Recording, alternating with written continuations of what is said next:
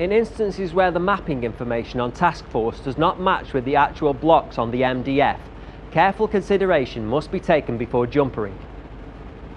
On an MPF, dial tone may or may not be present. However, a fully unbundled MPF will have a dial tone.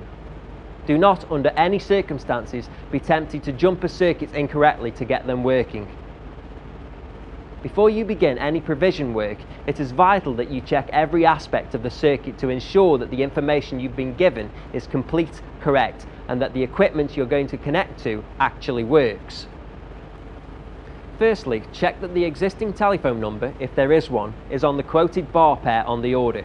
In other words, check that the jumper is correct by listening for a dial tone, then dialing 17070 to identify the calling line identifier, CLI. In some instances, dialing 17070 will result in a message, "Welcome to CP." If this is the case, 17070 obviously cannot be used, and you will need to physically check that this is the correct circuit. If it is correct, then you can proceed with jumpering the circuit. If not, you will need to identify where the circuit is routed and check with your control before proceeding. Once you are happy, you can jumper the circuit. Jumpers are run from an EN block to the new LLUL block, and from the LLUT block to the bar pair. Please be aware that most CPs will issue a new LLUT allocation, so any existing jumpers will not normally be able to be left in situ.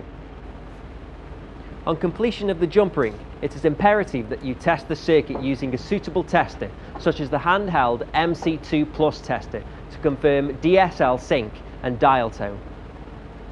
There is no need to call the SMC or CMC for a TAM test on these types of circuits, as SMPF circuits do not include the TAM.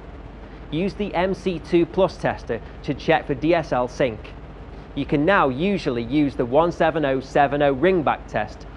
When retesting these circuits after working on them, please use fast test to ascertain whether the circuit is now clear.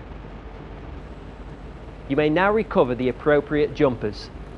The existing routing information will be found in the task notes. Finally, COM the task.